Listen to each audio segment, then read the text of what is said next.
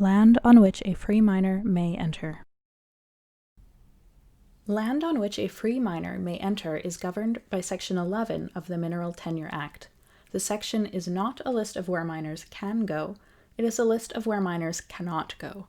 It begins by stating that, subject to this act, only a free miner or agent of a free miner may enter mineral lands to explore for minerals or placer minerals.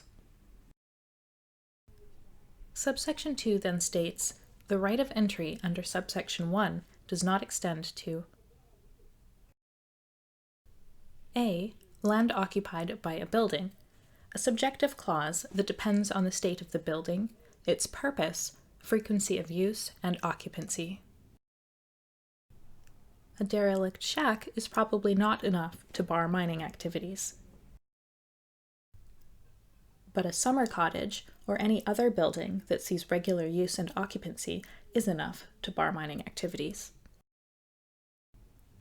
Which brings us to subsection B, the curtilage of a dwelling house. The term curtilage is an antiquated term from English common law and refers to the space in use around a home, the yard and garden, roughly 75 meters.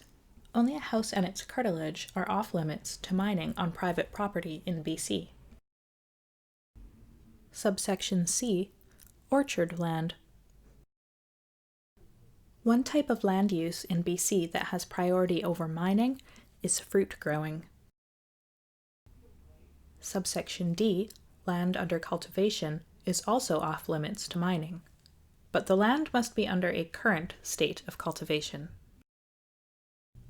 Subsection E states, land lawfully occupied for mining purposes is also off-limits to mining to avoid the problem of claim jumping, when one miner intrudes on another miner's claim.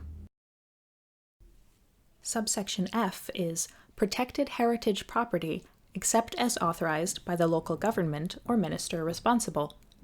To be considered for this exemption, the property must be designated as heritage property in accordance with the provisions of the Heritage Conservation Act, but this designation can be overridden by the local government or minister responsible. Subsection G is land in a park, except as permitted by Section 21.